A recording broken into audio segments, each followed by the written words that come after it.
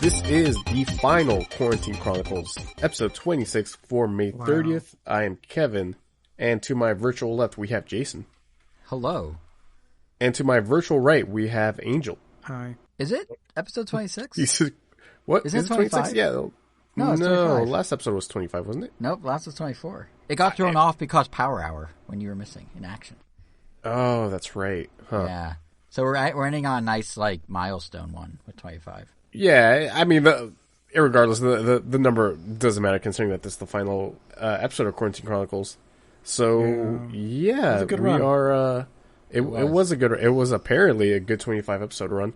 Oh, our anniversary for the episode actually was the day after last week's episode. I believe that was our anniversary. About a year. Yeah, we went just about a year, which I mean, thank God, I guess, really.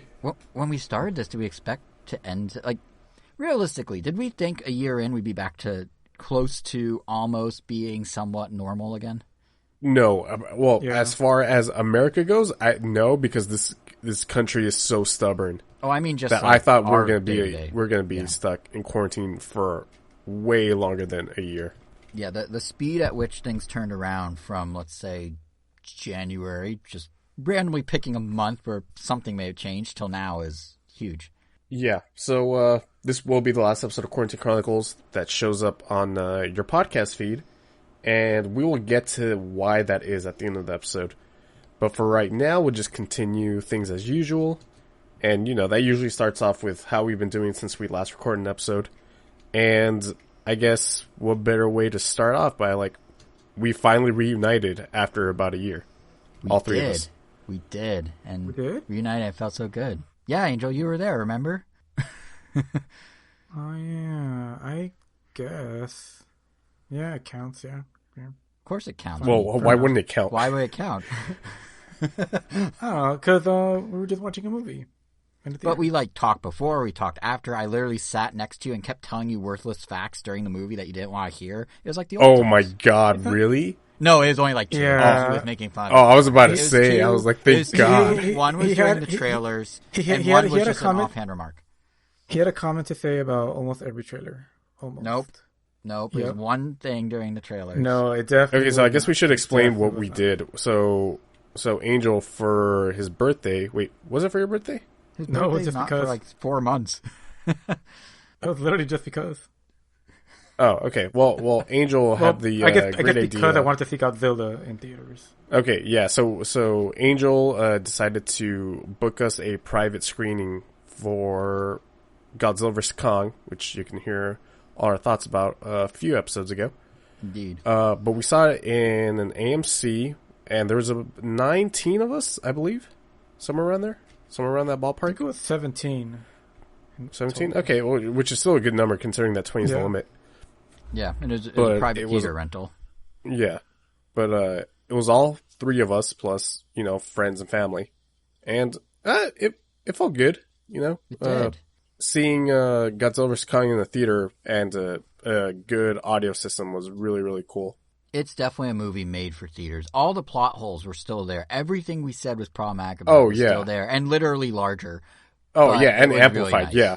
Yeah, it was really nice. And there was things in the movie that I was looking to that I was like, I wonder if this still... Oh, well, not necessarily I wonder if this still holds up, but it's like, maybe I just thought that something was a plot hole and it wasn't, and it pretty much just reconfirmed everything that I thought about it when I saw it at home.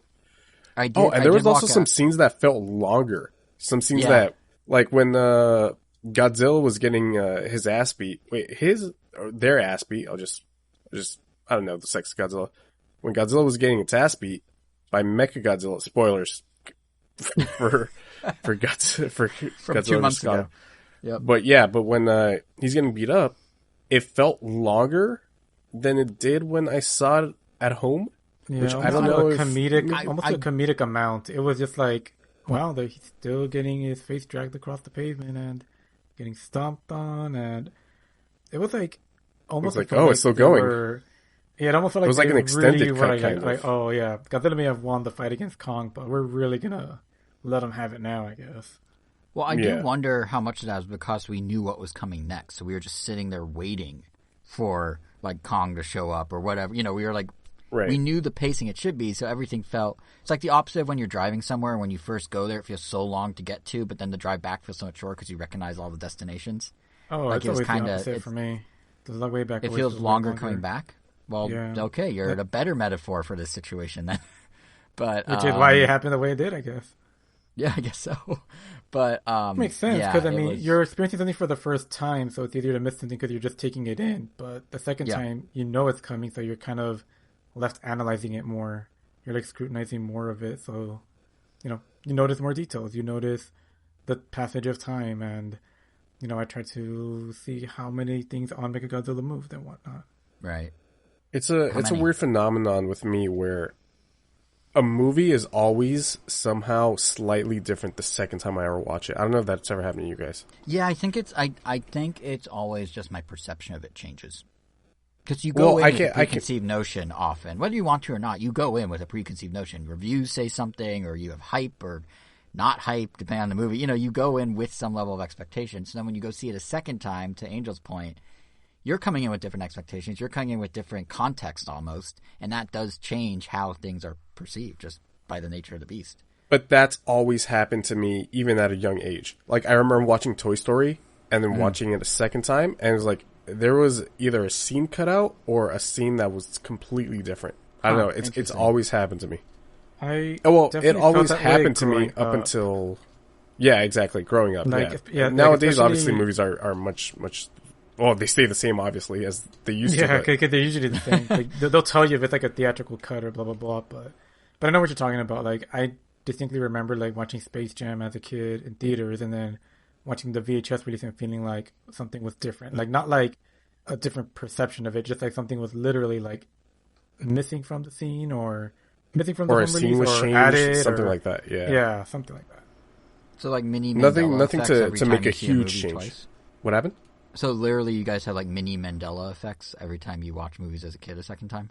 I don't know what the Mandela effect is. That's the idea that collectively as a society, everyone thinks something happened but didn't happen. So the big example is the movie Shaq was in. Why not just use the name it's named Steel. after?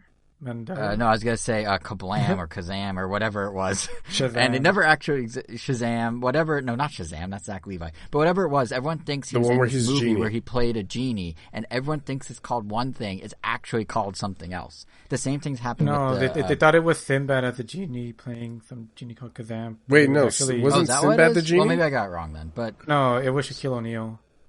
yeah, it was Shaq. What was the movie with Sinbad as genie? There was never one. That I got of. backwards when I was explaining it. But yeah, that. And then also the They Berenstein eventually made a Bears. parody of it recently where Sinbad did play a genie just for the sake of that joke. But yeah, that never happened. Yeah, it's basically like the whole like zeitgeist picks up on something that never actually happened. Or the they all spelling of collectively get it Berenstein wrong. is another popular one. Yeah, because that one. What's the backstory of that one? Is it the name is not what people thought it was? People yeah, thought it was everyone says Berenstain versus Berenstein. Like it was Right. AIN versus EIN. Yeah, that's right. Yeah. It's not So, a yeah, Crystal it's Cove that. situation, right? It's Oh, not well, what? oh no, I guess Crystal Cove is just creepy pasta. Never mind. Oh yeah, no, it's not like that.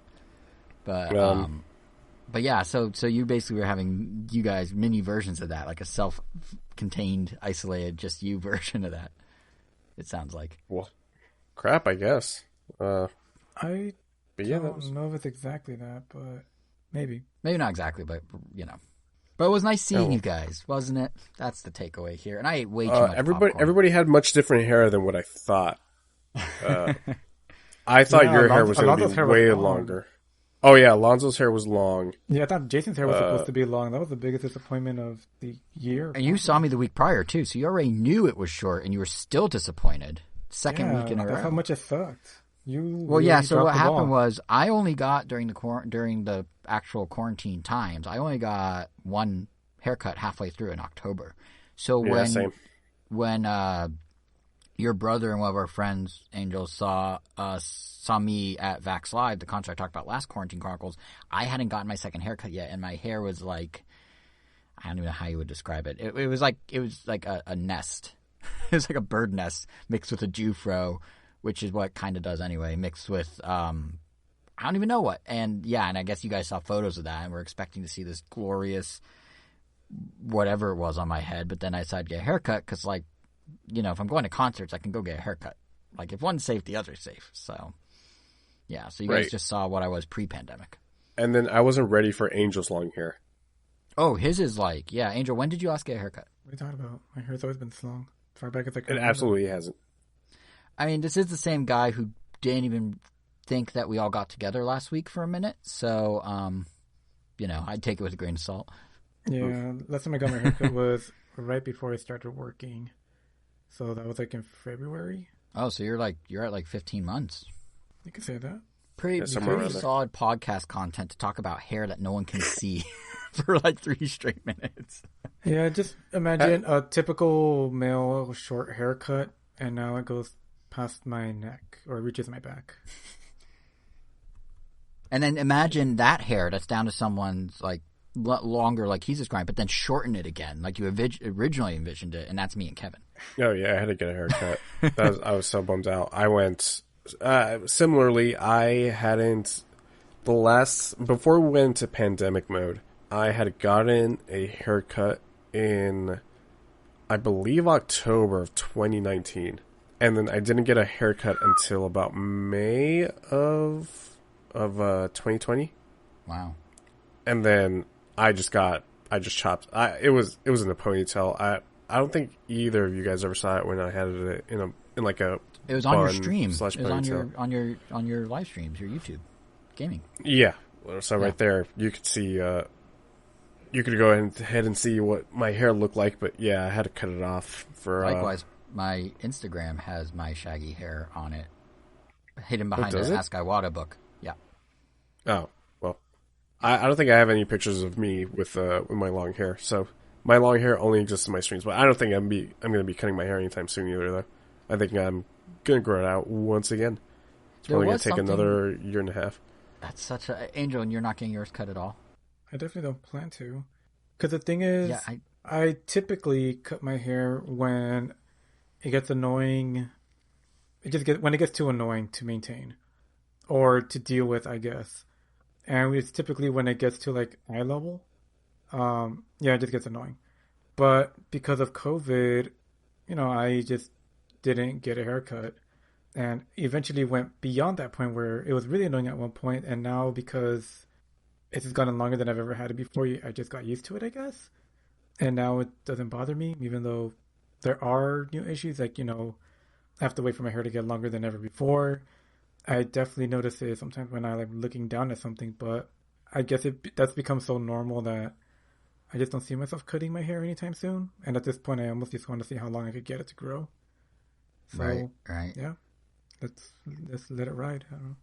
Have you got any? I was going to ask if you got any pushback from like your mother, but then I realized that Elvis has his long hair, so his hair is longer than mine. But not everyone, even my mother, has been like super fond of my hair. They're like, "Oh my god, your hair is so jet black and gorgeously long and blah blah blah." And I'm like, I guess it is. Oh, I've gotten the opposite reactions. Everybody was begging me to cut my hair.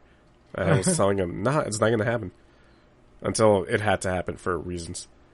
I derailed an entire work meeting when I got my hair cut. Actually, no, I derailed it once when everyone's like, "Whoa, your hair's getting so long," and I derailed it the next week when they're like, "Whoa, now your hair is short." But yeah, to your point, Angel, I think I might have been like, I was getting right at that eye level thing, the annoying eye level thing. Like I could pull it down and look like I wrote "Sins Not Tragedies." Like I looked like straight out like 2005 Panic at the Disco level, like emo hair if I pulled it over my face. But the rest of it was kind of like I said, kind of like a Jufro bird's nest situation. So it took a while to like flop into my face, and once it did that, that's when I had to pull the trigger. But yeah, like it's I didn't get strong feedback one way or another, I don't think. Weirdly, now that I think about it, just everyone seems surprised every time it changed. Who are used to seeing your hair a certain length? Well, but they've seen it grow out already from the first half of the pandemic when I still lived at home, and then I was still seeing them pretty regularly early on. So yeah, but it was like a emo / like '70s haircut thing. Like I looked like a rocker that couldn't decide which era I was from, essentially, or a kid that like wanted to be a cool skater kid in 2004 and just didn't quite know how to do it, which is probably the most accurate description of me. So, but wanted to be cool, but just couldn't figure it out. Makes sense. So you're keeping the hair, but is there anything that's now that we're reopening the world, I guess, is there, or we personally, guys, are reopening the world.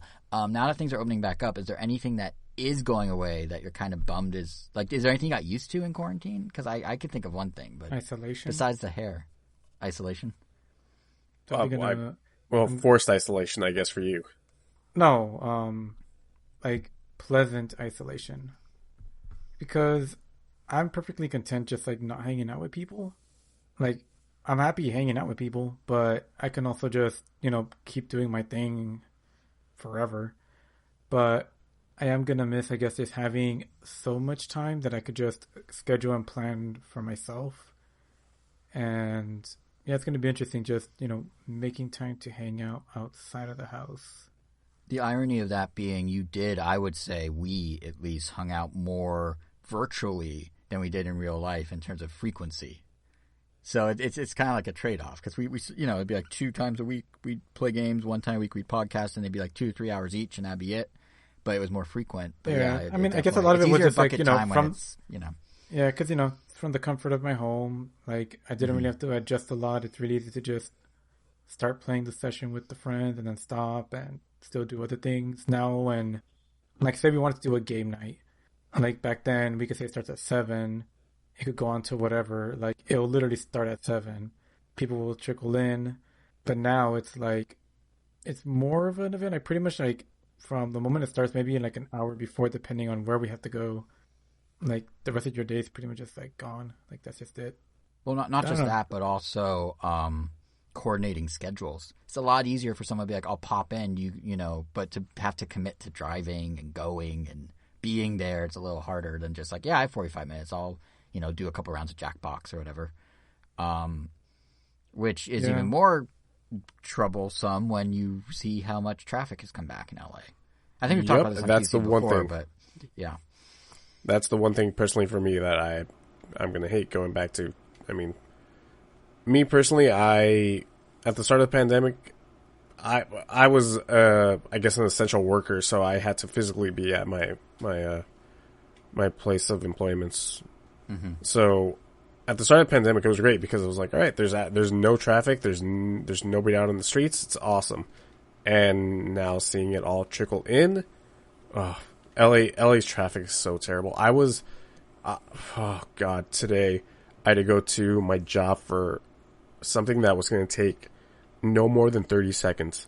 I had to like just go, dip in, and I could dip out. With CarPlay, it told me that I had 23 minutes to get there, and then of course traffic ramped up, and a 23-minute drive turned into a 50-minute drive. Jeez. Just going from where I live, and you guys know where I live, to not even downtown LA, just the US, just like where USC is at. Mm-hmm. It's insane. And now amplify that by way more people who are slowly coming out of quarantine. I'm not looking forward to that. What's super bizarre was when I've talked about on the show before, I think, how I was for a while recording from my parents' house while living in my apartment. And then I slowly started recording here in this lovely closet surrounded by clothes. And part of the reason that finally pushed me to record here is every week I drive back, because we tended to record in the morning. We still kind of do. And I drive back right around lunchtime on Saturday. And every week, starting maybe, I don't know, within the last like 8 weeks before I switched to here. So I don't remember when that was. But every week I would see an almost perfectly reliable 5-minute increase in the drive. And I saw it go from about 25 minutes to 50 minutes in those increments over the exact perfectly like rationed amount of increasing. And I was just like, you know what? It's back. And that was only, in a few months ago when it wasn't really open yet. So I can't even imagine like what Memorial Day is going to be like this weekend. Like it's just going to be, traffic's probably going to come back harder than it was when things first started shutting down. like like in March of last year, because everyone's so cooped up. Everyone's going on a drive. I mean, Angel, you were saying right before we started recording that you have friends that are all traveling in the next couple of weeks. So, like, it's, everyone's so pent up and going, like, bring back to life. That is how it goes. Yeah. How are your... and you guys don't have to answer this, obviously, but how's your job? Are they going to allow you to work from home, or... TBD. I think they initially wanted people back in the office, but then they started seeing that other companies in the same industry were not so eager, and they're, understandably concerned about potential retention issues if they force people back prematurely compared to competitors. So we will see. What about you, Angel? We shall see. We shall see. Lucky you guys. I'm You've been sort there of the whole time. I've been there, so my day-to-day work schedule isn't really changing. Well, my time schedule is, but as far as me going to work, it isn't. I asked my boss, like, hey, when are you coming back? And he pretty much, like, blew a raspberry just and gave me the middle fingers, like, I'm not coming back here. I don't have to come back here. So, yeah, punk. It's funny because, like, I feel like our day-to-day, like, I'm cool with the world opening up. The traffic thing, like, besides the increments I was talking about, like, even, it's funny, moving in the peak of the pandemic, I got used to West LA, where I am now, having no traffic. So now things I'm like, oh yeah, that takes 5 minutes. Like, why is it suddenly taking 20? Like, I have no frame of reference for when it was normal. So I think everything just sucks now. But besides that, what I was going to say is, we're talking about, like, the personal thing. But there's one thing I'm going to miss, kind of, from the quarantine times. And honestly, I feel like we need to preface this with, of course it's better that people aren't dying every day and every week, and that people aren't getting sick. And, it's better to go back to how it was. But one thing I am going to miss is I feel like a lot of presentations and a lot of performances had to get really creative. Like, if you watch live musical performances, like from an award show or whatever, or if you look at, like, how all the companies, once they started to kind of get their footing in the back half of the pandemic, started to do different sort of presentation formats and not just all do, like, a keynote in front of a crowd of overly enthusiastic fans. Like, it was kind of nice to have the variety. Like, I think, like, thinking about, like, Nintendo, I loved when they have live press conferences. I think the fan energy is good there. But, like, do I need every time Tim Cook says the word iPhone for a crowd to erupt in applause? No, I'd much rather have the cool cinematography from the Apple events where they're, like, zipping around their campus with the drone shots and everything. Like, some stuff that came out of this pandemic was actually kind of cool. Like, I think presentation-wise, it led to some more interesting things, and companies weren't all cribbing each other. Like, Google did this weird thing for Google I/O the other week where it was like a backyard barbecue, basically. It was like their CEO sent up trying, like, 10 people just in lawn chairs, just like, yeah, that's a cool Android 12 thing. And I was like, all right, that felt different. It was kind of nice that we're getting, like, some variety out of this. And more so, I think, I kind of mentioned music, but more so I think the one I really wanted to highlight that I'm actually going to miss is performances were just way cooler once they found their footing. Like, I'm thinking of a couple in particular where, like, every time The Weeknd did an award show performance, he did, like, ridiculous things that they would never spend the money on and never do when they could just put him in front of a cheering crowd. They put him on the top of a building in New York and then lit up the entire riverfront with fireworks. Apparently so many fireworks that an entire neighborhood complained about it. They, just this past week on the Billboard Music Awards, they put him in a parking lot in Arcadia, which is, like, for those that don't know LA, it's, like, kind of just a random town, but they put him there, and then they did choreography not with dancers, but with classic cars and semi-trucks. So he was, like, riding in a car, he got out of the car, he walked down the middle of the road, and they had the cars basically be a live visualizer, and they were, like, zooming past him at, like, 30 miles an hour as he was performing, and then there's these semi-trucks, and they, like, peel off next to him, and it's stuff that, like, they wouldn't try that. They wouldn't have stunt drivers, and this is real, I read this, they wouldn't have stunt drivers practice for 16 hours just to do this 1 3-minute performance if they could just put him in the Nokia Theater or the Microsoft Theater now and just be, like, sing in front of this crowd. I mean, you always saw stuff like that, though. Like, but not to that extent. Like, no, I mean, you absolutely. I don't have necessarily examples, but, like, yeah, the MTV Music Awards would do something that crazy. Yeah, I mean, well, yeah, kind of. They, I think the difference was they always tried to include a crowd, which sometimes is really cool. I think, like, looking at, if you're watching, like, a music festival, it makes sense to show the crowd shots. But then at the same time, like, Coldplay just did the Glastonbury not Glastonbury Festival. I forgot what they call it, like Live at the Farm or something. And instead of having a crowd of people holding cell phones, they used that space to light up a field with these LED neon lights. And basically they did all these shots zooming out where it was these perfectly synchronized lights, and they had all this pyro, and they were in the middle of the field and like stuff like that. Yeah, they could always put, Kanye on a crane at Coachella and it'd be like, oh, that's kind of cool. But there was also something kind of nice about just the shake-up, or like even late night performances like Glass Animals. I don't know if you guys know who Glass Animals are. They have a hit on the radio right now called Heat Waves. No, it's not the radio.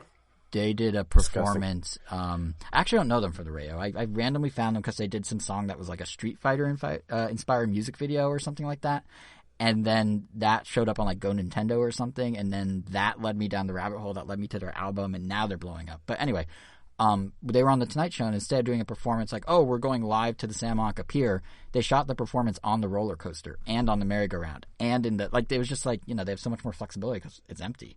So yeah, they do on location stuff. I mean, I've gone to some Linkin Park ones for like MTV stuff on location, but it was different. It was like live music videos, and certainly the energy is different too because you don't have screaming crowds, and the artist doesn't feed off that energy in the same way if it's not there.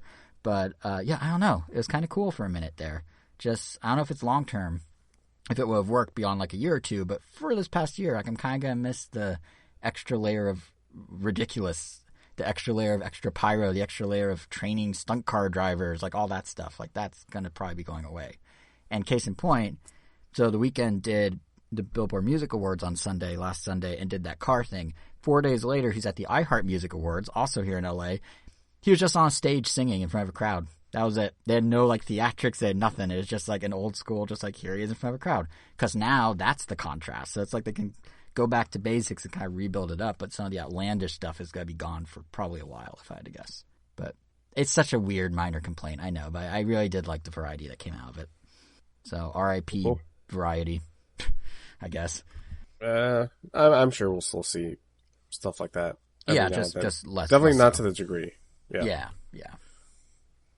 With that, I guess I will take us into our final SoCal COVID update. No jingle for this, because I'm sure Jason didn't even think of one. Did we even have one ever? We did. I mean, there were attempts. No one said they'd be good. No one said they'd be good. You guys didn't bill me with doing good jingles. You just said do things that change. No, like don't be monotonous, basically. And to be fair, I would always just spring it up. The first time I just sprung it up on Jason. And that was not pre-planned. By maybe the 21st Quarantine Chronicle, I'd be like, oh, I should prepare for this. Nope. Well, we still do that with things like with the random Nintendo titling, where it's like, you think that after how many episodes? 500 something? 255, but who's counting? Halfway. I was thinking the amount of weeks that technically. Oh, yeah, going on 10 years have been. This November. Yeah, exactly. Yeah. I will say one time. You come up with better names every now and then. Yep. Yeah, yeah, right. I mean, on rare occasions, we have some really good ones, and I'm very proud when they happen. But more often than not, I mean, come on, you came up with a great one. Pokemon Sword and Shield. We had, the Dynamaxes, and you came up with Big Diglett Energy, which is still peak naming conventions there. But anyway, what was I gonna say? Yeah, I did actually seriously consider pre-recording a jingle one time, and I was going to layer my voice 3 times and then pitch manipulate them in GarageBand, and then I just didn't. And now Quarantine Chronicles is ending, and I'll never be able to. So I figured I'd share this pointless anecdote instead of singing. Yeah. Well, I guess it's the thought that matters. I guess I don't know. Not in this case. No, it really didn't make a difference. People did not get to hear it one way or another. Yeah. So. SoCal COVID update. LA County is pretty much going to lift the capacity limits starting mid-June. Most of these for like concerts and events will still require like proof of vaccination. They're a little less lenient with outdoor events. So I think I believe like you are allowed to have more than 10,000 event goers now. I mean, I actually don't know if you are. I don't know if they are, if there is a hard limit on that, but I'm pretty sure there's none. And then like restaurants and movie theaters are slowly removing the mask mandates. I think AMC, and Regal and has Cinemark. now said, and Regal and Cinemark, okay. They've now stated pretty much that, hey, if you're vaccinated, you don't need a mask. which is cool, but at the same time, I don't think they're verifying They are not. whether you've been vaccinated or not. So you could just straight up lie and say, like, yeah, I'm vaccinated, and just not wear a mask. That is the flaw with all of this, is they did it, what the country just passed, I think, 50% vaccination. I think that's 50% with one shot, not even both shots. It was at like 49.5 like 2 days ago. And the problem is, yeah, everything's a trust system. So, like, the people that didn't want to wear a mask but were being forced to wear a mask now basically have the out to not wear a mask. Well, let's be honest, they probably weren't wearing masks even when they were supposed to. But, yeah, the only, like, comfort, I guess, to take in that is the CDC was saying, because they were asked about this, and the director of CDC was saying, listen, the mask, if you're vaccinated, you're fine. The person that's not wearing the mask is putting themselves at risk at that point, which I guess, but also, like, if there's new variants, if this is like the flu, if we're going to get booster shots, then, you know, there is that window every single year or every single season where there's that chance it's coming back. But at that point, you know, do we react strongly to the flu? Do we react strongly to other things? So it's all a crapshoot at this point. But yeah, it is weird. I agree, Kevin. The idea that, take off your mask if you're vaccinated, or if you're not, wink, wink. So. Yeah, so we'll see how that goes. But cases have been, you know, slowly going down, thank God. And yeah, California's been killing it. That might be a really poor choice of words on my part. Too late. It's on recording. Can't take it back.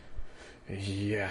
I mean, well, with that, let's just get into the episode. Jason, you've been holding on to this ace of a topic for weeks now. Or I'm months, so glad I think, I waited. at this point. I'm so glad I waited. Yeah, so reality TV, specifically the fever dream that is The Masked Singer. Now, I never in a million years thought I'd watch something like this. Like, I knew it was out there, this idea that what if there's some celebrities, and they wear these ridiculous costumes, and they sing, and then a panel of judges and you at home have to try and figure out who is under the mask based on their voice. That's what I knew. My girlfriend was actually made for for the you. show. I mean, like It is. That's the thing. Yeah, that's what it turns out. What were we gonna say, Andrew? It's not like it more. No, it's like like I feel like any kind of game show that involves just celebrity trivia would just like get your jollies going or something. And that's the thing. I didn't know about the trivia component, so I thought this was a singing version of Dancing with the Stars, just with the stars obscured. And I was like, "What is the point? Like, this seems silly." And you know, I saw like a clip here and there, and there were these ridiculous, outlandish, over the top, flamboyant, colorful, flashy costumes, and I was just like, I don't like what, but. Yeah, I cut my teeth as a kid loving shows like Figure It Out on Nickelodeon, which is literally this, just without the celebrity component, where you have a group of celebrity, quote-unquote, judges who have to figure out something about a person. So Figure It Out was these kids and what their hidden talent is based on a series of questions. This is sort of the inverse, where they hear the talent, but then you kind of work backwards and figure out who it is based on a series of clues, it turns out. I didn't know the clue thing was there. So my girlfriend actually really likes the show, and had me watch it with her, like, just trust me on this, you know, you'll enjoy it. And the reason I'm so glad I'm talking about it now is because I, in the third week out of 11, correctly guessed one of them, who ended up being in third place, and I'm so proud of myself. Because it is actually kind of hard. They do clues that are a bit more obscure. Some are in your face, some are obscure. But being able to now, proudly, the week of the finale, say, yeah, I got one of the finalists in the third week. Yeah, pretty proud of myself. So for anyone that's, yeah. Yeah, so I assume you're going to explain what the show is? Yeah, well, I kind of started to a little, but yeah, basically. Okay, so then my question is, do these people get eliminated based on their singing prowess? Unclear. So this is it like where, just American Idol, but with like celebrities? A little. So this is where, and my girlfriend also watches American Idol, so I've been kind of dipping in and out of that the last couple of weeks too, because she just had on the room. And yeah, the parallels are there. The difference is, and why I compare this to more of a fever dream, is there doesn't seem to be any structure or real rules or any real anything to The Masked Singer. It's basically 2 hour or 1 hour, sometimes 2, of like, let's just make feel good, overly happy, very positive, just uplifting kind of television. So like the jokes are super campy. The competition, the judges never say anything negative. They're always up, like, lifting up the performer.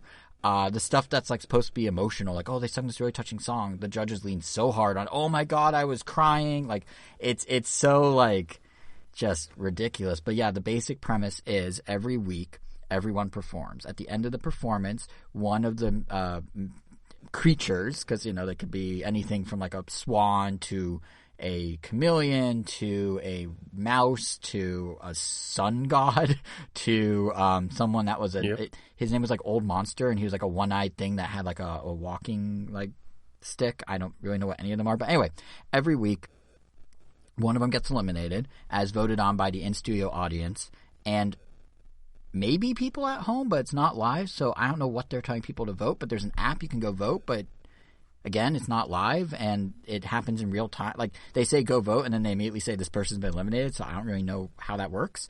But, yeah, and then they take, they say, okay, you've been eliminated, whoever you are, and then they do one final round of guesses among the judges where they can try to figure out who it is, which is, I guess, what their actual purpose is, because they're not rating the performances. And then they take the mask off, and they have everyone chant, take it off. And these masks that very easily come off take about 30 seconds to heave off them, and they have to bring in support with these backup dancers who help take it off. And it's a very strange show. What makes it even stranger and more fever dreamish is during quarantine, they decide to pretend they have an audience when they don't. So what they did is they've been using clips, at least in this season, of past seasons' audiences and interspersing them, which isn't that crazy. That's, a visual laugh track. But then they went one step further, and they have inserted, using augmented reality, a fake crowd in some shots only.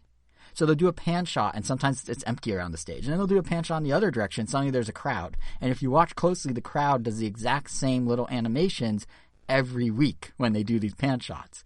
And it's super weird, and it just makes it even stranger of a show, because, like, when you see the crowd being basically cloned every week, and you realize all this campiness, all this overly theatrical, they have pyro, they have confetti, they use augmented reality effects on every performance, which actually, from a technology standpoint, is pretty cool. But when you think about all the stuff they pour into it, and the judges being like, everyone get on your feet, this is great, and like cheering and like cracking jokes and laughing super hard at these really dumb jokes, and then you realize it's 5 people in an empty soundstage doing all this by themselves. It's super bizarre. It's like when you take the laugh track out of like a Big Bang Theory, like they do on YouTube, just like, oh, this is weird.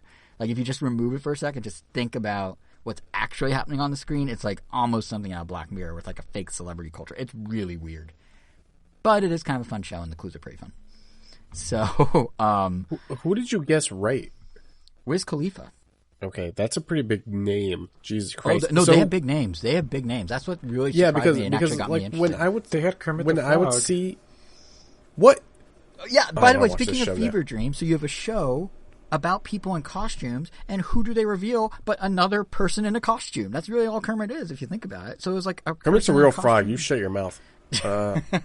But yeah, he was the first one out this season. But no, they have big names. They had Wiz Khalifa got third, and I recognize his voice pretty quick. But then there are a couple of clues. So every episode they do a clue package where they have the person. Oh, that's the other part I forgot. They have a person narrate about themselves and tell about themselves without revealing too much. And it's usually all these serious stories about how they had to overcome a challenge, or like their father died, or their sister went through cancer, and they're doing all this, and it's heartfelt and it's sincere. But you're watching a pig wearing a propeller hat that's motorized walk through a field of fake daisies in front of clearly a green screen, discussing how like his sister almost died from cancer. And you're just like, what is this? Like, it's a cartoon pig with a human inside it, like talking about all this real heavy stuff. It's such a weird clash of like vibes. But yes, they do have some pretty big name celebrities. Wiz Khalifa was on this season. Busta Rhymes was on this season. Lil Wayne was on a past season. Logan Paul was on one of them. T-Pain won one year. He's actually a great singer. I don't know if people. I mean, Kevin, because we've seen T-Pain live, which is a whole other story. Yeah. But he kills it. Yeah, he's good. I love T-Pain. I just remember when we saw him live, just for context for everyone else, we were at Adult Swim Festival the first year, and he was one of the performers. And for like 10 straight minutes, you just couldn't stop laughing because you never thought you'd see T-Pain live. Yeah, I'd never thought I never thought. Yeah, it was like so weird. It was like this sense of euphoria that I've never had to this day.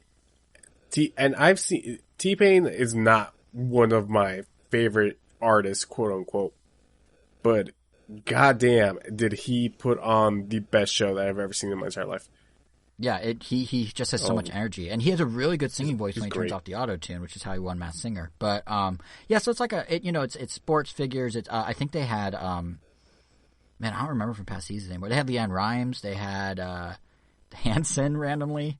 I guess spoilers for this season because I just spoiled like 3 of the people, but the season ended, so not my fault. Yeah, I'm trying to remember who else, but it's surprising.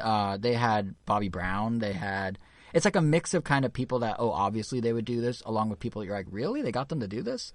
And I think what's kind of funny is usually on these shows, the judges end up being some of the bigger names because that's how they get people in on the ground floor. But, like, I mean, is Robin Thicke that big of a name? Is Nicole Scherzinger or however you say her name, from Pussycat Dolls that big of a name? Is Ken Jeong that big? Is Jenny McCarthy that big? Robin Thicke definitely had a hit. Like, yeah. Let's not pretend that he didn't have a hit. But my point is, like, these guys, and Pussycat Dolls were huge in the early 2000s, and Ken Jeong's in a million things now, and actually they've kind of built a whole brand around him on Fox. Like, he hosts a separate show, and they call Wednesdays Ken's Days, and it's like a whole thing.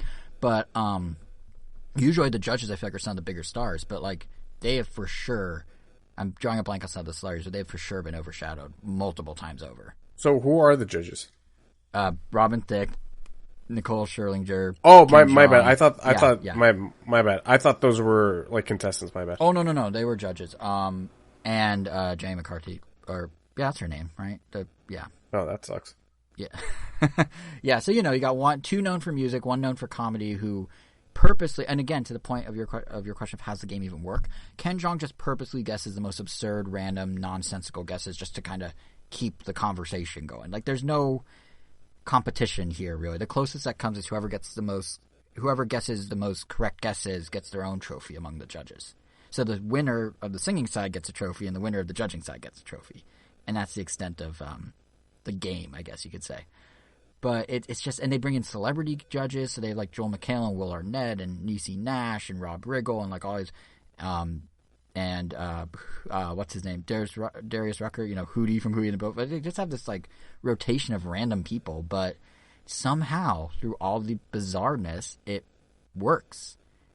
Like, it's the jokes aren't that funny. Like, Nick Cannon hosts, and he's fine, I guess, but like nothing's really like good about it per se, but just the mystery of figuring it out and how they structure the clues and the fact that they do have people that can sing. Like, it's enough there that somehow everything else about it that makes no sense just kind of melts to the wayside, and you just get this weird hour once a week of just like overly positive, like lifting each other up type of television that no other, I feel like, reality show really does in the same way, because they're always actually trying to win something for real, and it's not just this like silly game where you're dressed as a fox or whatever. So it's actually kind of fun. Like, as much as I'm kind of like making fun of it, it's legitimately kind of fun. It's more cringe than anything else, but the clues, the satisfaction I felt knowing that I got Wiz Khalifa right so early and then having it confirmed was real. Like, for a show that shouldn't matter, it was, it's fun.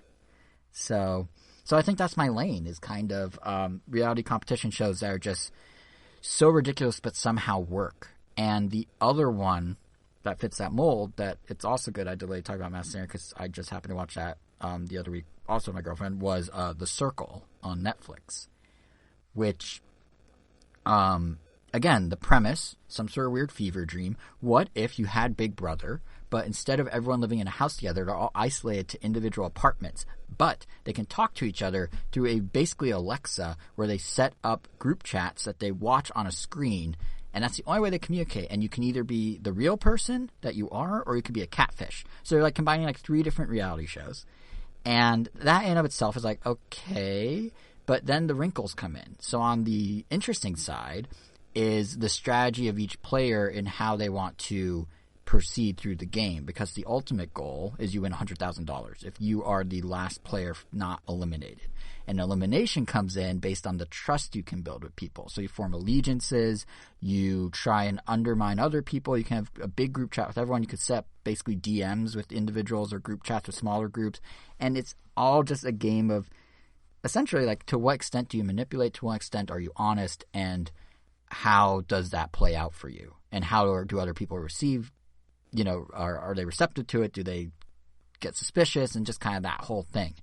And again, that's kind of like, all right, so there's a core, that's an interesting concept. There's kind of this ridiculous premise on top of it. It's like, oh, it's catfish, but it's Big Brother, but it's not.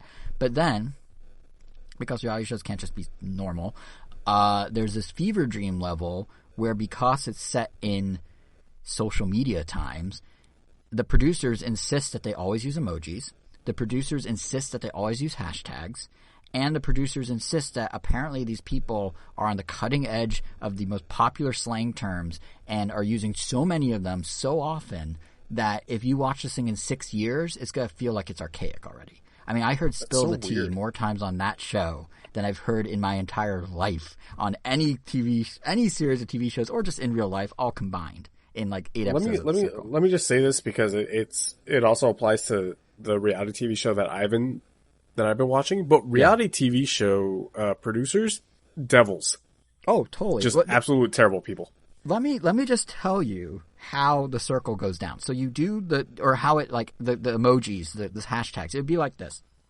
I start a group chat and I go, hey, Circle, start a group chat with Kevin and Angel. What's up, guys? Just checking in on everyone, seeing how you're doing, seeing if you have a tea to spill. Mouth over face emoji, hashtag Ram Nintendo Gang, hashtag we in this, hashtag something, send. Circle that sounds send. Insufferable, dude. And that's all they say. Be able to see this at all. And I, for like 4 episodes, was sitting there, because Rachel, my girlfriend, was watching it anyway, and I was just sitting there 4 episodes, just like kind of on my phone, kind of watching. But then once you get over that hump of the weirdness of those stupid sentences, and to be fair, they only usually use 1 or 2 hashtags, not 3 like I did. But once you get over that hump and you start seeing like the actual game that's afoot, it's the same as Masked Singer. Like, once you get over that hump of this doesn't make sense, like, why are they in costumes?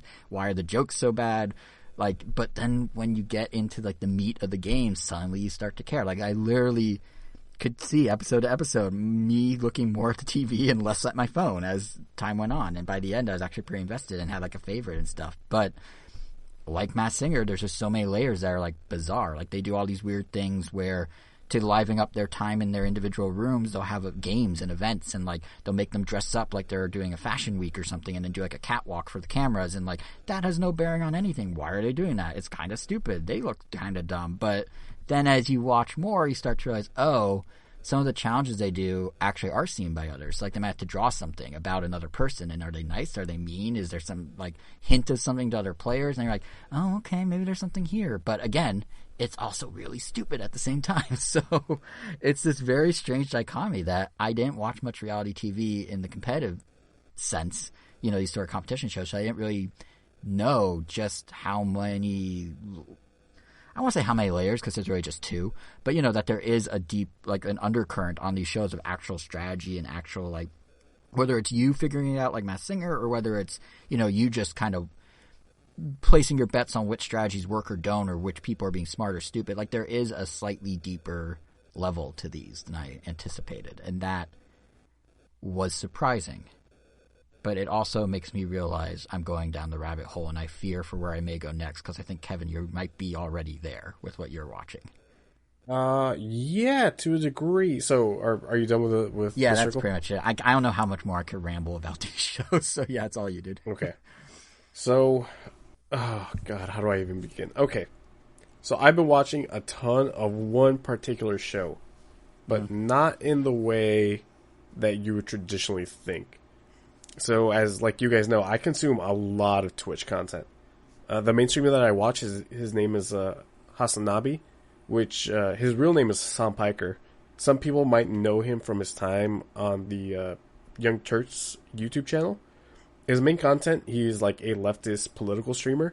So every day from like 11 a.m. to about, I don't know, maybe about 4 p.m., he talks nothing but politics, national and international news. And like once that's over, he'll like move on to reacting to like YouTube videos. So he'll watch those videos that like GQ puts up that are like more worker response to questions on Twitter, that kind of thing. Right. But where the fun begins for not only me, but the 30,000 other people that go to his streams are when he loads up a playlist of the pure high octane crap that is known as 90 Day Fiancé. Have either of you guys ever watched 90 Day Fiancé? I have not, but I've heard things. Angel, No, I'm never heard pretty of sure it. you've never watched. No, Oh, so never you've heard never of it. heard of 90 Day Fiancé? Okay. No. So for you guys and for listeners who don't know what 90, also if 90 Day Fiancé is like your favorite show, I don't think that there's a chance that you think of the show as good. Maybe a guilty pleasure, I guess. But That's the best phrase, by the way, for Masked Singer and Circle. I couldn't land on it because I couldn't think of it. But for anyone who does like the show, it's a guilty pleasure. I don't think anyone's thinking it's high art. But I imagine 90 Day Fiancé is also even more so the case. oh yeah, absolutely. So 90 Day Fiancé. So the way that started out. Oh, and this is on the Learning Channel, by the way, which Well, so was Kate Plus 8, where you could learn all about a family that's dysfunctional with way too many children. So, oh yeah, and this is a whole different level of dysfunctional. So 90 Day Fiancé, it started out as a show where usually an American citizen will fall in love with a foreigner, and the foreigner will come visit here in America, and they had 90 days to essentially marry so that the foreigner could stay there permanently with their K-1 visa. And I know this is a not necessarily a huge issue, but there are times where, like Ron Swanson had that arc in Parks and Recreation where his wife in like those first 2 seasons, they were just married because of visa purposes because she was Canadian, right? yeah, I think Yeah. so. Yeah, so there that does happen very, very often, but man, watching it with 30,000 other degenerates is like bliss. So that's how the show usually, that's how the show started. Foreign partner meets American partner, they get married within 90 days. But there are also like a lot of spin-offs, and some of the ones that we've watched are ones where the American partner visits the foreign partner in their country before the foreign partner comes over to America. Or sometimes the American will go to their country and live there and like get married there instead. So there's a bunch of spin-offs, but those are the 2 main ones that we watch. And the 2 people will always... The way it starts is like the American introduces themselves. They talk about themselves a little bit. They're usually... And I feel bad for saying this, but they're usually like middle-aged to older women who are having a tough time with their love life. There are definitely men on the show, but of the ones that we've seen on stream with Hassan, it's usually a lot of women. And usually dating guys way, way younger than them. Like, I believe the one that we're watching right now, the woman is 47 and the male is like 24, somewhere around there. So the age differences, the age gaps are insane. Like every now and then you get a 28-year-old woman meeting a 29-year-old male, but usually there's usually a huge age gap. Mm-hmm. It's very, very weird, and oh man, and they'll introduce themselves, they'll talk about their partner, then we'll see the partner side of like how they live in their foreign country, and like you get little glimpses into their personal lives before they physically meet each other, and you get a glimpse of like the families.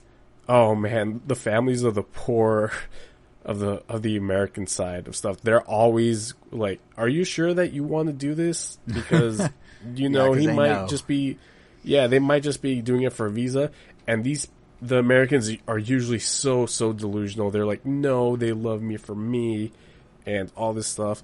Oh, and they'll catfish the poor foreigners every now and then. But then again, the foreigners will also like lie about their living situations out in their countries. You just deal with nothing but terrible, terrible people the entire time. It's so insane. It's like you've got master manipulators.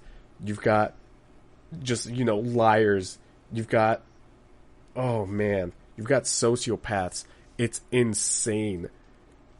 And the producers just egg on these two people the entire time, which is why I said that reality TV show producers are literal demons. You know another good example of how demonic they can be?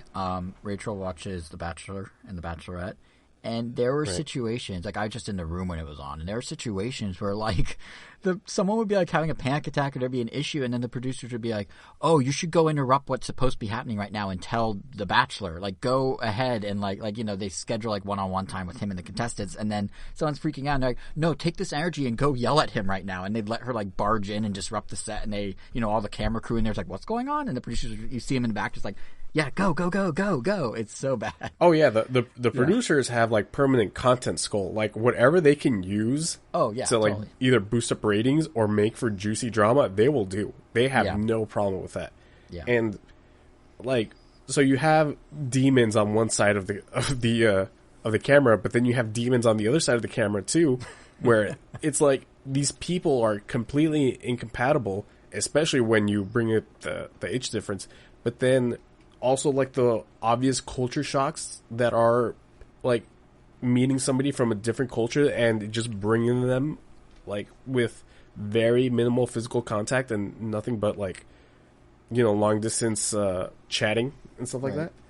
So I believe one that we just finished watching on stream was an American heading over to I think Jordan, and so they're very Muslim over there, or Muslim is like the main religion, and so you have then issues where like the Jordanian family want the Americans to convert to Islam, and so you get little touches of that where like those are sort of more real issues, I guess, but then you just have just two terrible usually there's situations where one person is trying to make the best of their situation and they aren't really terrible, but maybe they're a little inexperienced, especially the younger dudes. Oh, especially the younger dudes when it comes to like taking care of kids, where it's like a 23-year-old doesn't know what to do with a child. Like, come on, I'm 28 years old and I still don't know what to do with like younger children. And so now you're putting that in front of all of America on the supposed learning channel. It's insane. Jesus Christ. Oh, what? Yeah, go ahead. No, go ahead.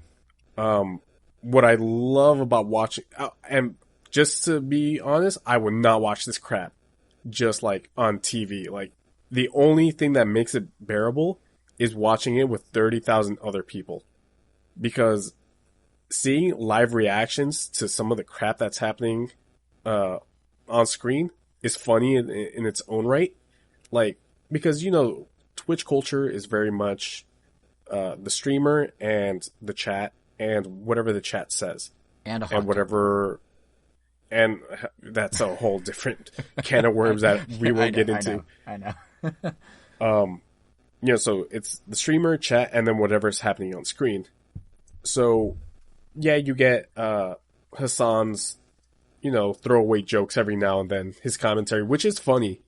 But then seeing some of the emotes. So like Pepe the Frog is a big like emote template. You guys know Pepe the Frog, right? Of course, yeah. Yeah. So, you know, there's very different variations. So like there's a Pepe the Frog emote where his eyes are wide, almost like a oh crap situation. There's a Pepe the Frog like being angry. There's a Pepe the Frog that's like grinning to himself because he knows something bad's going to happen. So just like seeing this influx of emotes coming down the chat when something terrible happens on 90 Day Fiancé, it's almost its own little like piece of comedy on top of this obviously terrible situation that's about to happen. It's amazing. It's always my favorite part of seeing Hassan stream for sure. Like, don't get me wrong, his political stuff aligns with my political viewings as well. But like, even if you don't like his politics, you're going to enjoy seeing 30,000 people just watch these two terrible this couple in their terrible situations that it's like a beautiful train crash. It's awesome. It's funny because he went a few months without doing 90-day Reactse, as he calls it. Mm-hmm. So he went a couple months, and we like his community would always complain like, when is 90 Day coming back? When is 90 Day coming back? And I remember when I first started watching him, he would always average maybe about 10,000 viewers for 90 Day, and now he gets, like I said, 30K. Right. Easy. Just because we want to watch these two toxic individuals. It says more about us, I think, more than it does about them.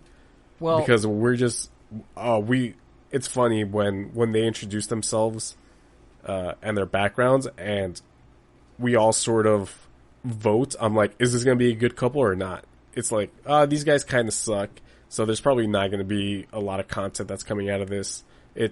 Or like two very different people, like, you can already tell that this season is going to be very, very good. The drama that's going to happen. It's so funny.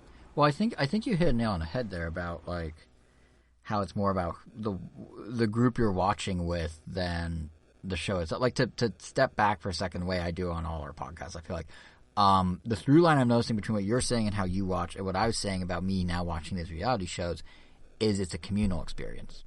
In your case, it's 30,000 people. In my case, it's just me and Rachel. But nonetheless, like I think what makes these shows work, or why maybe I'm now into them but I wasn't before, and why you're now super into 90 Day Fiancé, is because it's not it's a two-way street. It's not like a drama or something where you sit there in silence and you let the story wash over you. The situations are absurd. The context of why it's happening in the case of the shows I'm watching is absurd. Like, everything's just absurd, and you need someone there to sort of bounce that off of. Like, if you sit there and go, this is dumb, like, it you're not going to care. But if you have someone where you're like, this is dumb, but like, what about this? Like, that, is that going to happen? Is this person really going to, like, marry that person? Is this person really Wiz Khalifa? All that, like, having the sort of sounding board and having someone equally engaged, or 30,000 people equally engaged, I think is what makes these work. It's kind of like, there's Mystery Science Theater 3000 or whatever it's called, right? Or Riff Tracks, I guess it now is, where, it's one thing to watch a bad movie. It's another thing to watch a bad movie with a comedy track on top of it. It's one thing to see The Room by yourself. It's another thing to see The Room in those, like, cult following. Everyone went to a movie theater together, and they had, like, these huge sold-out screenings of The Room because of the communal aspect. So I think, in a weird way, and I never got that until now. Like, because I never really watched reality shows. I didn't really have anyone that watched reality shows that would be like, hey, come watch this. But now that, how you're describing your experience, what I've seen watching my shows with Rachel, like, it is interesting how these shows are just by nature, like, social occasions. Well, yeah, like, I have a group I watch Handmaid's Tale with. I have, like, it's dystopian TV night. We do, or we did pre-pandemic, Handmaid's Tale, Man in the High Castle, all these sort of, like, dark shows. And, we'd hang out and talk about the show, but it was not the same sort of, like, visceral, like, oh my god, this is or like, really, is it that person, or is it this, is it that, like, I can't believe that person's backstabbing this person in the circle, like that. You need the group for that, whatever size. Right. So it's like a whole genre I never fully appreciated until that group existed, essentially. Yeah, which is interesting because I never thought of it that way. It's its own demon. What was that? It's crazy. Reality TV show is its own, like, monster. Oh yeah, yeah. And like, obviously there's some that's just like, oh, maybe not. But even like, I'm not gonna watch it. I'm not saying, but to the point of, like, you're further down the rabbit hole. Like, I get on some level why people watch stuff like Housewives and why people watch stuff like the Kardashians, because it's like, or it's the same idea. It's like these people with these ridiculous lives doing ridiculous things, and if you're watching with the right person who's equally like, this is ridiculous, then there's some fun to be had there. And of course, there's a whole nother set of the audience. I'm not trying to diss them, but there's another set of the audience out there that genuinely is interested in these people and their lives and cares about them. And you do you, all of you people. But yeah, I think for, like, us and for a podcast we've done for 25 episodes where we talk about, like, more serious not serious, but more like established forms of media and types of shows, and the type of stuff that Angel's probably gonna jump into in a bit, I would have to guess. Like, I'm starting to see the other side a little and how it comes to be. Right. Yeah. Angel, what have you been up to? Well, clearly not watching like the best TV of my entire life. Damn. Oh, I would love to watch Those were 90 Day Fiance with you guys. Like, We should do it sometime. We can all get together. Let's do it.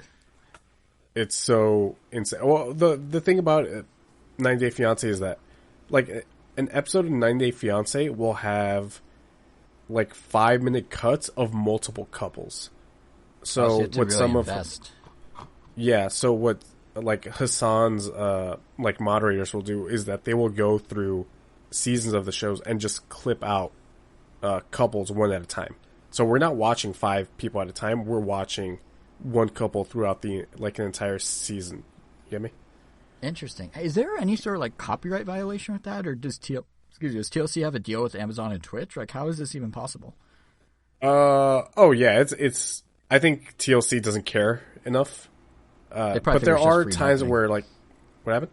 They probably figure it's free marketing to some extent. Maybe no, because like none of his viewers are going to go out of their way to watch 90 Day Fiance on TLC. No, but there have been situations where some couples will have their videos blocked. It's a mix of official videos from like TLC's YouTube channel, but then like videos will be blocked here in America, and then there's his fans combing through like Hulu videos and cutting them out and sending them to him. I just think TLC probably doesn't care that much, so that's why he's able to get away with it a lot of the time. Right. Huh, that's a thing in this community, him getting away with it, but that usually refers to women. But yeah, it's usually like on or private playlists. That's how they do it. People upload them to their own channel, but they private them so that I YouTube. see. And then at that point, I guess YouTube does have video. Yeah, exactly. Yeah, that makes sense. Yeah. Angel, to your point about not seeing some of the best television, just to throw it out there, Angel, we've done this, not with reality TV, but we used to watch the 80s version of Amazing Stories, the Spielberg-produced anthology series of weird, wonderful, and, like, bewildering things that happen, like mummies coming to life and helping kids and things like that. You, me, and your brother used to watch that, and basically the way Kevin's describing how he watches what he watches and how I'm describing what I watch is pretty much what we did with that. So you've been there, just in a slightly different way. No. I know I've definitely been there. I'm just talking about recently. Oh, yeah, no. Well, Amazing Stories is getting a new Apple TV Plus series, if not already, so there you go. Yeah, which is pretty interesting. I mean, I'm definitely curious to check it out because, I mean, there's no reason not to. I think I still have Apple TV for another year because Apple seems to really want me to watch it. But I just got it. I just haven't used it at all. Yeah, they just keep extending it. It's like it was supposed to be done over a year ago because I got my 10R 2 birthdays ago? Maybe 3 birthdays ago? No, maybe 2. I don't know. It's been a while. I feel like I've had this orange iPhone for a while, which I still love and have been doing a pretty good job of taking care of, if I do say so myself. But yeah, I mean, I haven't really been watching any new big shows. I mean, I've started a few things here and there. Mainly, I'm going down my list of like recommended stuff to watch. Like, for instance, like a real quick one, I started watching a show called Fate Zero. I'm like maybe 10 episodes in out of like 25. It's supposed to be a prequel to a show called Fate Stay Night, which I think... Okay, I was about to ask, because I used to watch Fate Stay Night years ago. Yeah, because Fate Stay Night, as Kevin implied, it's a much older show. That show was actually recommended to me by a friend I met in college, when we were still in college. The same friend I recommended, I watched that anime about making bread, or baking bread, which became my all-time favorite anime. And immediately after finishing that one, he's like, you gotta watch this one. And that friend, if it's who I'm thinking of, went on to become a chef himself, right? It was him. Yeah, he did. Yeah. Yeah. And so that bread anime really went to heart. And almost 14 years later, I'm finally getting around to checking out that franchise. Because at that time, Fate Zero didn't exist, but it takes place before Fate Stay Night. And so far I'm enjoying it. I don't know if either of you, if the name Zatch Bell or Gash Bell rings any bells. But Zatch Bell does. Yeah, well, Zatch Bell, I think, is what the anime was called. I think in English, the voice of the titular Zatch was voiced by Jimmy Neutron. Wait. Did they have a GameCube game? Did they have a GameCube game? Yeah, they Probably. did. And are you sure it wasn't Zach? Because ZACH is how you say No, Zach. it's Zach. Zach. Oh, Zach. It's definitely Zach. Once I thought of it, I always read it as Zach Bell when I saw the game at stores. Oh no, it's I was Zach Bell. an uninformed fool. My Uninformed, only real memory of Zatch Bell is there's this podcast that I listened to. It was a comedy podcast, and they got Crunchyroll to sponsor them, but none of them really watched anime, with the exception of the person that was reading the ad roll. And I remember he would go, Zatch Bell, and one of the guys, you just hear him cracking up, and he goes, Zatch Bell? That's not a real anime, Zatch Bell? It's probably my favorite ad read. Well, that show is similar to that. Essentially, well, I guess, yeah. It's mostly, well, Kevin did hear about it, but in that, it's kind of like Pokemon, but not really. Essentially, there are these creatures called Momotos. They're basically little monsters with powers, but they're sometimes shaped like people, that have a battle every decade, let's say, that will determine who will be the next king. But the battle takes place on Earth, and every human that is chosen, like I think there's 100 of them, they get chosen for one reason or another.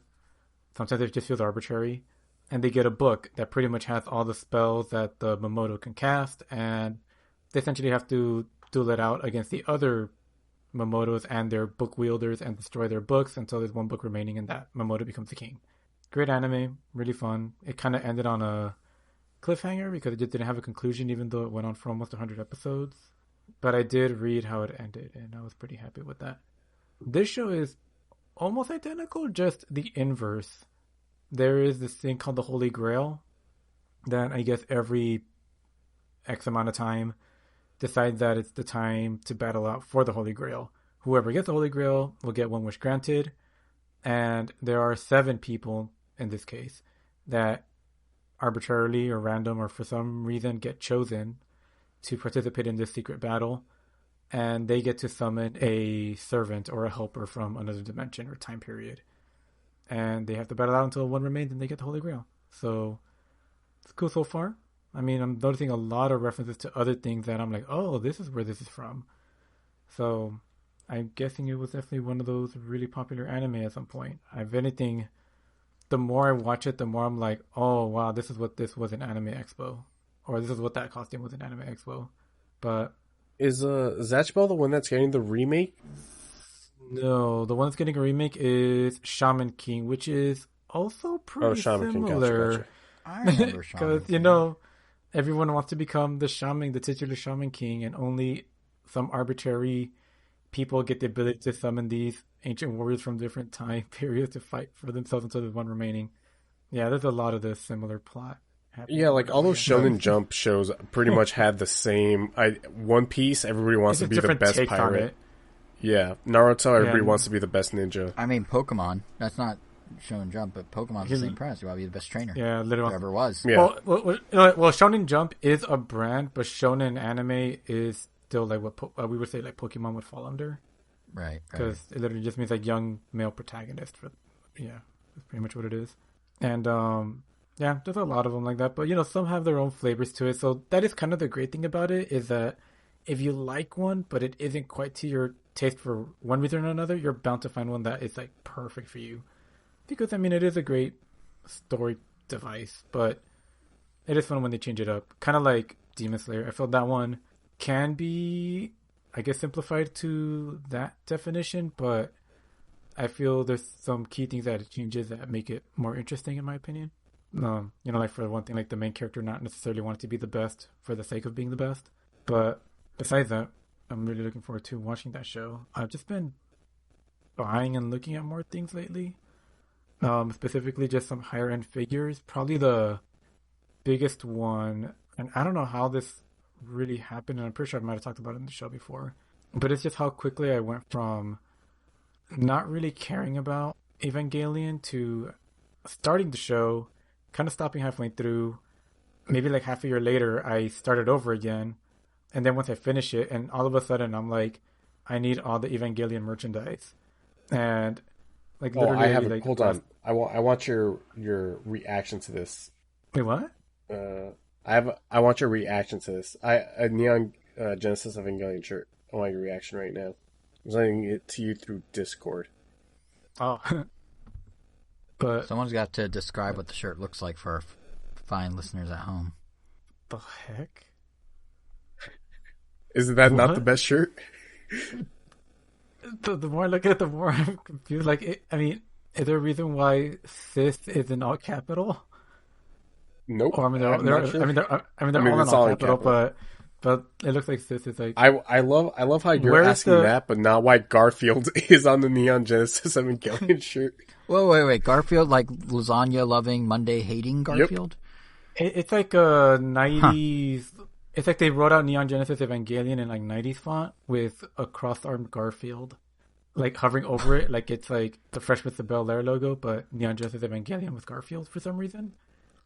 It's really weird, and I feel like if you wore this at Anime Expo, you would just confuse the heck out of people. Is it bootleg? Oh, Kevin? that's what I'm doing. No, it's not bootleg. I mean, It looks I mean, like it has to be. technically is bootleg. Hilarious. Somebody just made the shirt, but it's not like an off-brand off Amazon where, Right. or Where they like just- you're not seeing this at the Paramount Swap Meet, is what I'm saying. Like somebody went out of their way to make it look bootleg. Interesting. Yeah. All right. Well, I'm That getting was you good. that now, Angel. So Oh, I thought you were gonna get it. happy birthday. Well, it definitely makes a statement. There's some people at work that would definitely appreciate it. But yeah, I remember when we went to Japan, we went to the Evangelion store, and my brother was like all about that place. And you know, I'm looking at seeing like, oh wow, there's a lot of Evangelion stuff, and I definitely knew of it, especially you know the giant purple mech monster, because it's kind of everywhere. Yeah, the Ava one. Yeah. But then after learning, it's like, oh, it's Unit 1 and watching the show, and I just like fell in love with it. And I even bought myself like my first model kit that I actually took the time to build was the Unit 1, like specifically the TV version. And recently, D0, one of my favorite, I guess premium figure manufacturers decided to make their own version of the Unit 1. And it's like this 20-inch tall beast that's like made of metal. It's incredibly posable and pretty heavy, but it's funny because its full name, like it's like a mouthful of a name for a toy. It's the Robo-Do Evangelion New Theatrical Version Evangelion Test Type Unit 1 metal build. And yeah, this thing is just awesome. I just love that it comes even with an alternate head that actually shows painted teeth, because I can't tell you how many times I've seen Unit 1 figure that have the teeth, but they aren't painted. They're just red. And Right. I don't know. I've just like became, I don't know, kind of, I have to be very picky with what I pick from this franchise, because, you know, I also collect a lot of Godzilla stuff. I also collect a lot of Ninja Turtle stuff. And there's just, especially Ninja Turtle So, stuff. quick question then. Uh-huh. Have you seen the Godzilla Ava 1 figure? Oh, yeah. Damn. See, that's where I was doesn't like, tickle your fancy? oh, of course it does. Yeah, I was so, that's like, The way you said that.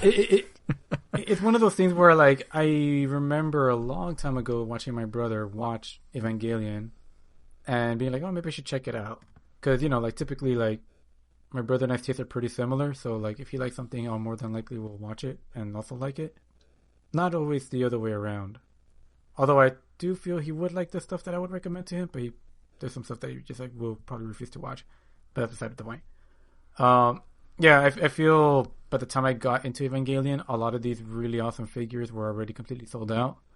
Like there is a Godzilla that's painted to mimic the Unit 1's color scheme, but then there's also a Mechagodzilla that's painted to be like the Unit 1 color scheme, but there's also a redesign from the ground up by the guy that designs the Metal Gear, I guess the Metal Gear franchise. He's like the main artist. And he made like a Mechagodzilla hybrid of the Unit 1. Or just like an Evangelion Mechagodzilla. And it just looks freaking crazy. And of course it sold out everywhere and incredibly expensive. And yeah, like luckily they did remake the Mechagodzilla one that looks really awesome. And I sent it to my brother and he's actually getting it. But the catch is that they're not selling the standard figure anymore. Like that one's like long gone. What they're selling now that's widely available to anybody now is it's a model kit. So you have to build that thing. It's still as posable. Right. It's still as detailed. It still looks awesome, but damn, that thing is going to be a nightmare to build. In a good way.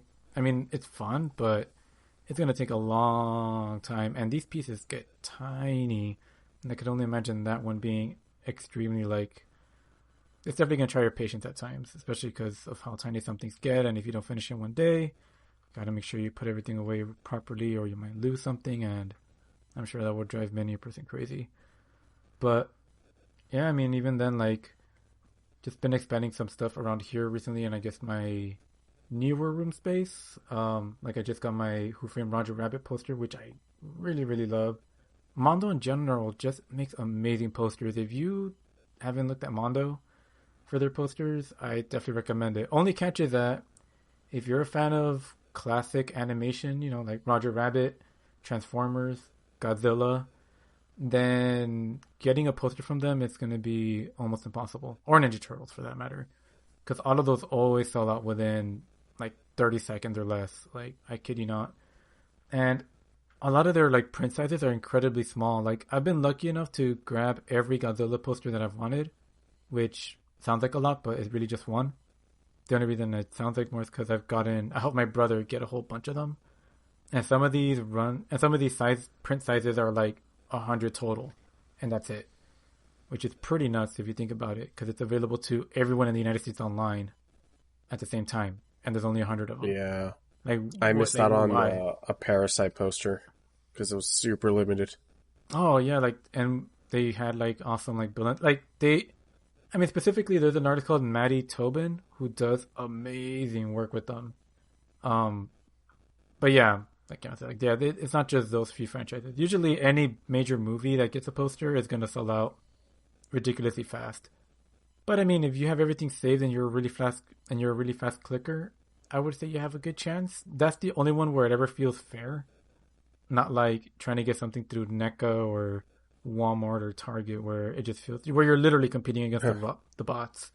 I don't know what Mondo does differently, but it feels like I'm not competing with bots. It feels like I'm actually competing against normal people.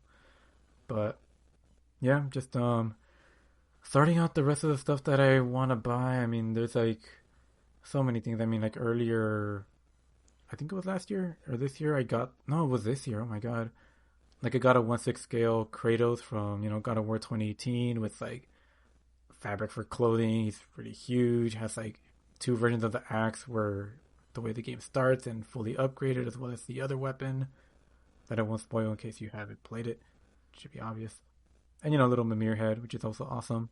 And the only problem is now it's like getting all these next to look figures, they just look so nice, almost next to nothing.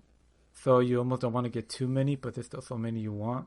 So I don't know, I guess the only solution is to build an extension to the house or something. Just like another room dedicated just to this stuff, which we already have and filled up in the garage area because that place got remodeled into like, it's currently like my brother's studio / Ninja Turtle shrine. Well, I guess it's our Ninja Turtle shrine / living room / I guess other Ninja Turtle display room with other stuff.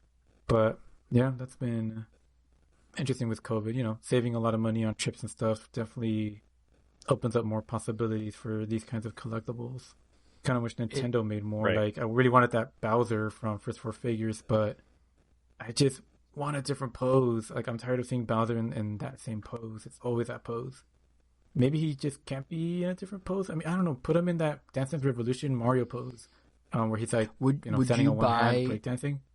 Would you buy a figurine of Bowser in his Mario Golf Super Rush outfit? You know what I'm talking about, where he has even more spikes somehow. No. Yeah, I don't know. No, so take note, maybe. Nintendo, do not use that pose. Do not. I would need to already have a Bowser I'm really happy with that is in his standard attire, which is, I guess, just a shell. But yeah, that's pretty much what I've been up to. I don't know, maybe we'll try something new. I feel because I talked about some of these figures a little bit. I think I'll try to take some. I mean, I do love to post figures, except I don't do that as often anymore. And I used to like post pictures of them pretty frequently. I think my Instagram for a long time was literally just characters pose and interacting with each other from different franchises. Like I think I had Link holding Megatron in his gun mode, sniping at the Rathalos from Monster Hunter from like far away. Or a Ninja Turtle Michelangelo with Clementine from Walking Dead, the Telltale game, hustling Link or something. And yeah, you get busy or time on the Earth is limited and, you start doing other things. But I don't know, maybe for the podcast, I'll take some pictures and make like a little mini gallery or something. Anytime I want to like, give impressions on a figure. Because, it's not like you can see the figure. So maybe that's like some kind of, I don't know, in between. But I don't know. We'll see. I will say, though, you kind of just bookended Quarantine Chronicles sort of well. Because I feel like it was in the first few episodes we were talking about your guys' plight of collecting and how many figurines, specifically you, Angel, had. And now here we are again at the last segment, I assume. At the last segment of Quarantine Chronicles, yes. Great segue, Jason. Even though it ain't your podcast, you still bring those segues up like crazy. It's been over a year and I've tried. I'm not saying it's bad. I'm not saying it's bad. I actually appreciate it. So yeah, like I started this episode mentioning, this is going to be the last episode of Quarantine Chronicles. Hopefully forever, because we don't want to be stuck in quarantine. We don't have to want to live through a pandemic, and we wouldn't wish anybody to go through a pandemic. But the three of us aren't really in a quarantine anymore. So for that reason, we're actually going to change the name of the podcast. So you're still getting a brand new podcast every other week that Random Nintendo is taking off. But it's not going to be Quarantine Chronicles anymore.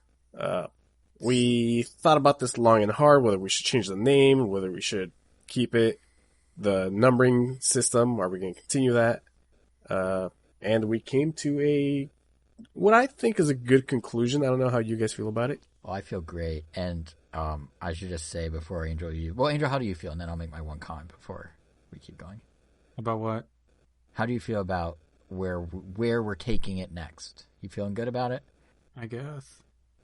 Okay, so I'm going to make the one comment and Kevin's back to you. Kevin was saying we thought long and hard about this. What he's about to say was his idea and his idea alone, and it is genius. Like, I always, am the one that takes the bullet for the bad titles because I do come up with them. But when there's a really good podcast name, you gotta give credit where it's due. Kevin, it was all you at like 2 a.m. texting us. Was it like at 2 a.m? It might have been 1 a.m. I remember definitely in the early a.m. It was definitely very, very late. Yeah. It just it hit me like a ton of bricks. So, going forward, the companion series to the Random Nintendo podcast will be the Random Non-Tendo podcast.